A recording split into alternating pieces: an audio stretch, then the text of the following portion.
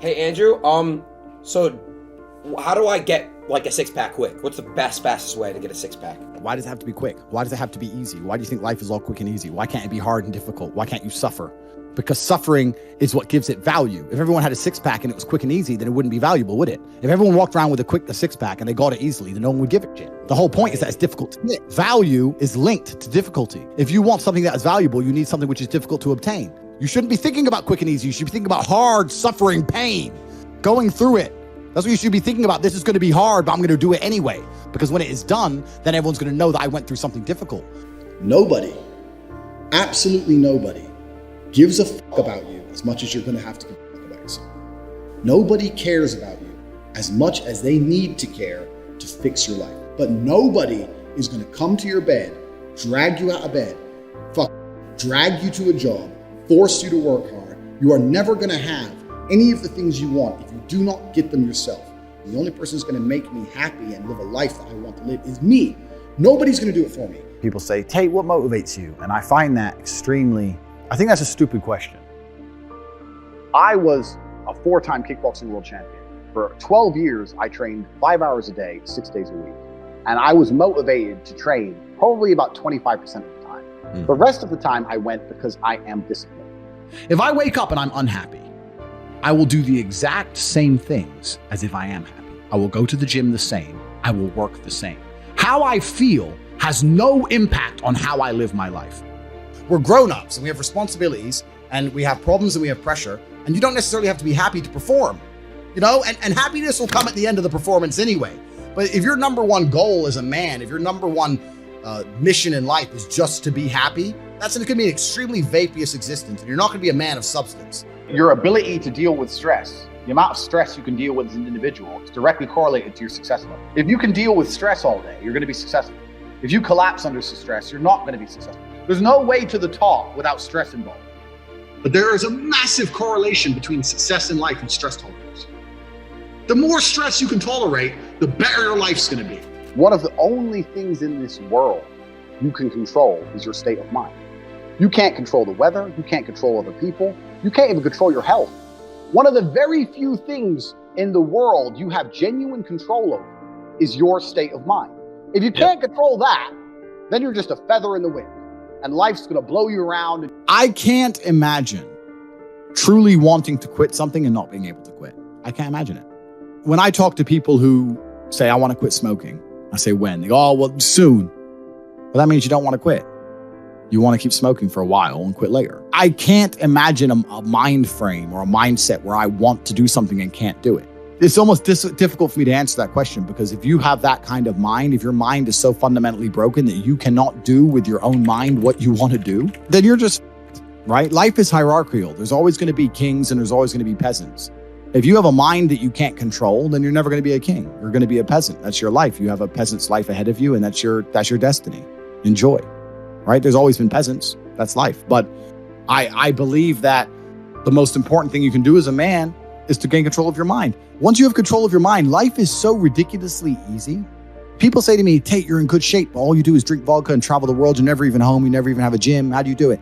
It's ridiculously easy if you control your mind.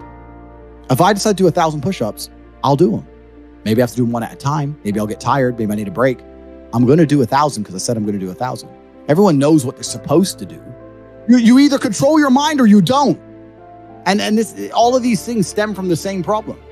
It's something you can do. It's something that is learned. It's something that is taught. Depression is the ultimate motivation.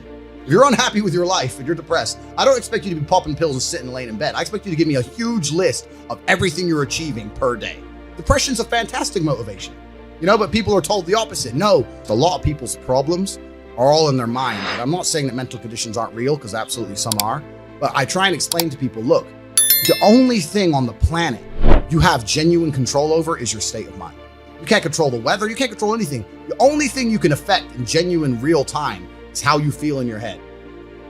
How you view the world absolutely and utterly shapes how you react to the world, how you act in the world, how people view you. It's all down to how you view things. You have to believe you're the fucking man, and you have to believe you can achieve anything. I'm not saying you can achieve anything easily.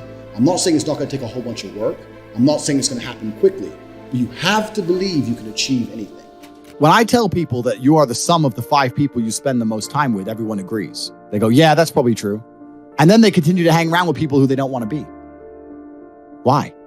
There has to be a point where you sit and go, okay, you're my friends, et cetera, I love you guys. Yeah, we can talk, whatever. But I'm on a different life path. You have to leave some people behind. If you were to come hang around with me and my crew, you would be self-conscious. And that self-consciousness would motivate you, or they would certainly instill the discipline required for you to change. You don't feel self-conscious amongst your peers. That's why you don't change. When I was broke, I couldn't sleep. And I say that, people laugh. I'm not joking. When I wanted money, like fucking I needed air. People say to me, I want to be rich. And I say, okay, well, I want to be able to ice skate, but I don't want to be able to ice skate enough to go learn how to ice skate because I can't be bothered. I mean, surely if I could click my fingers and be a figure skater, I'd click my fingers. Who wouldn't? But I don't want to actually go train because I don't want it enough. And this is the exact point with money. Everyone wants money put on their lap. If you truly wanted money, you wouldn't be able to sleep until you fucking had it. And this is the point. Because when I had nothing, I couldn't be distracted. You couldn't distract me from what I wanted. Life when you're young is a completely different experience to life when you're old. When you're older, your life quality seriously decreases, massively. So you have about 10 to 15, maybe 20 years to find a way to get rich and enjoy being rich. And you got to put it all together and you got to do it quick. You have to start saying, I want to take money. Because that's how you have to think.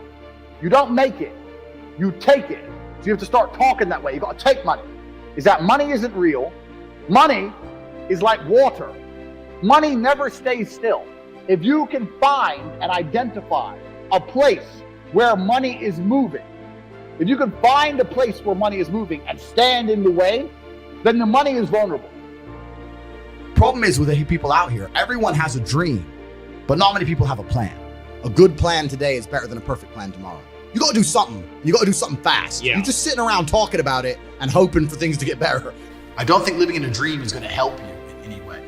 I think you need to be sitting here panicking at the fact that you don't have enough money. You need to be concerned and worried and sad. And you need to do something about it today. Because that's how I started my first business that made me $1 million. I sat in my room, pissed off, and I fucking came up with the idea. Most people see people with things they want and they don't do the second half. They don't try and work out how they got that thing. Oh, my man has a Ferrari. Okay. I wish I had a Ferrari. Okay. They don't sit there and go for an hour. How did he get a Ferrari? It doesn't cross that part is the part they don't want to do, right? They just go, oh, he has a Ferrari. Wish I had a Ferrari. And they go back to TV. Yeah. And that's why they lose. You need to understand that in this world, there's a whole bunch of people doing amazing shit that you are not doing. And that needs to piss you off. Because if it pisses you off, you become motivated all of a sudden. You need to be annoyed, and I'm telling you to be angry. Anger is a fantastic force. You take that anger and you direct it in the correct direction. And listen, you may feel fired up for 10 minutes after this little talk, but you're not going to feel fired up forever. You need to put systems in place. You need to get discipline. You need to get an atmosphere of people around you who are going to keep you accountable and not make it easy for you to continue to be a fucking nobody. And then you're going to fix your life. Otherwise, you're going to stay a nobody.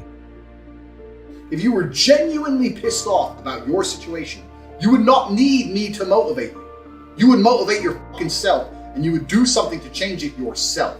Motivation isn't real. Everyone says this. Motivation is not real. Discipline's real.